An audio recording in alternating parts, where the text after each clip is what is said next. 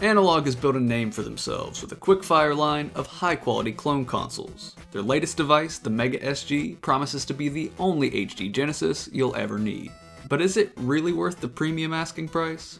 As someone who goes out of their way to play on original hardware, clone consoles aren't something I'm usually in the market for. I picked up an AVS to play original Nintendo games, but that stems from the fact that the NES looks like hot trash on a modern display, even with the help of something like the RetroTink 2X.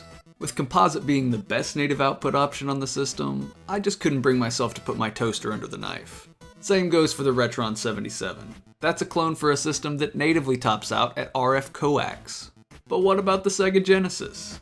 This is where things start to get a little crazy. I own 4 devices capable of playing Genesis games. A Model 1, a Model 2, an AtGames Genesis Classic, and now the Mega SG.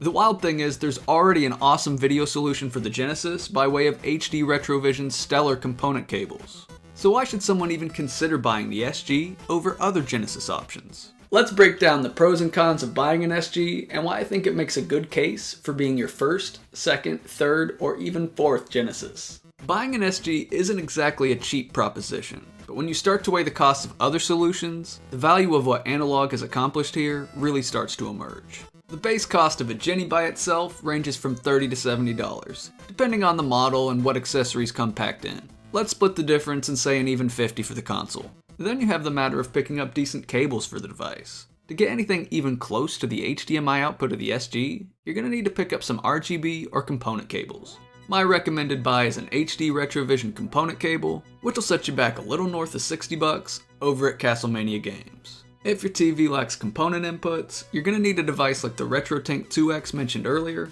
to get a quick conversion to HDMI. And that means another cool 100 in the bucket. And after all that, you're still lacking something that the SG does out of the box, and that's thanks to this little guy. Included with your purchase from Analogue is a cartridge adapter to play Master System games.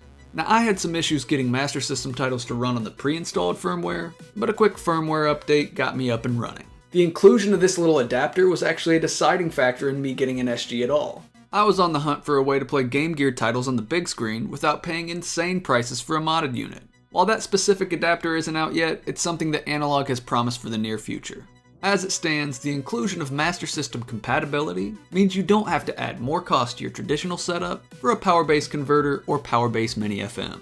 Even if you went the route of another clone console like the Retron 5, you'd still shell out enough extra for an adapter to make the SG a more appetizing offer. To summarize, option 1 is an original Genesis with an assortment of accessories for around $180 to $280, and no good cheap option for playing Game Gear titles. Option 2 is another clone console with cartridge adapter for about $220, and option 3 is the Mega SG for $190 with a Master System adapter included and a Game Gear adapter on the way. Of the 3, I think the Mega SG is going to be the most versatile option for your average gamer.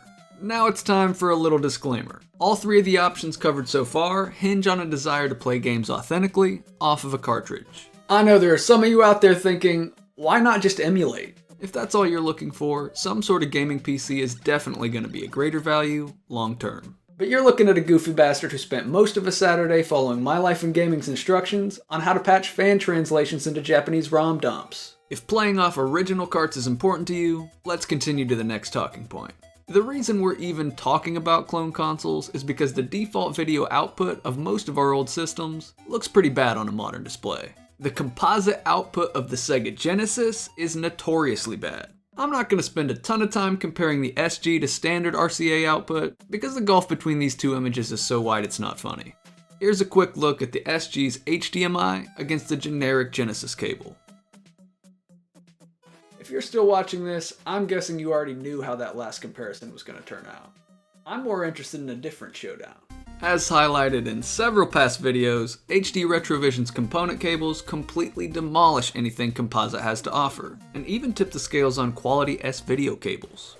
It was apparent right away, however, that the HDMI output of the SG trounces the HD Retrovision cables in terms of clarity. Let's take a look at a few examples.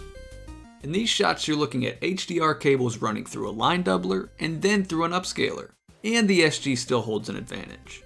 Honestly, I actually prefer the more natural look of component over the perfectly clean digital lines of HDMI. That's not something I ever thought I'd hear myself say, but it's the truth. Luckily for Analogue, the Mega SG has a number of other visual tricks up its sleeve that component cables just can't match. I'm going to leave going over every single video option to Digital Foundry, but I do want to hit on a few highlights. First up, one feature that I really enjoy on the Mega SG is the optional scan lines. This makes up for the fact that you can't use the console with the CRT out of the box in the same way that you could with the Genesis and HD Retrovision pairing. Typically, I opt to keep scan lines off, but they do enhance the look of a number of titles, and with the ability to fine-tune them to your own preference, you really can create just the look that you want with the SG. Another interesting feature is the ability to apply alternative scalars to your 1080p image. These act a lot like the smoothing filter I showed off on the RetroTink video, and I'm sure there's someone out there who's really gonna love this look. Maybe not. One feature I can definitely see the benefit of is the dithering filter. The visual fidelity that comes with component and HDMI means that while you lose the rainbow banding that's present in a composite image, you also lose the illusion of transparency when dithering is used. Switching this option on in the menu means you keep most of the clarity of an HDMI signal while simulating the transparency effect created by composite video. Kinda neat, even for someone who loves the dithered look of Genesis games. Of course, the SG also comes with a whole slew of optional resolutions and even the ability to fine-tune width and height for a given setting. Purists will most likely want to dial in either a 4x or a 5x integer scale, as seen here, while I stuck with the default settings for this review. The default 4.5x scaling does add a little bit of shimmer to the picture when scrolling, but the included interpolation feature can mask this in most situations. My own ideal setting ended up being a 4x scale with light hybrid scan lines, but you definitely don't need to be a videophile to enjoy the SG. For all the bells and whistles on the SG, beginners will get a pretty good picture without even looking at the options. Still, the ability to tinker with almost every aspect of your audiovisual experience is something that gives the SG an advantage over one of my other favorite clone consoles, the AVS by Retro USB.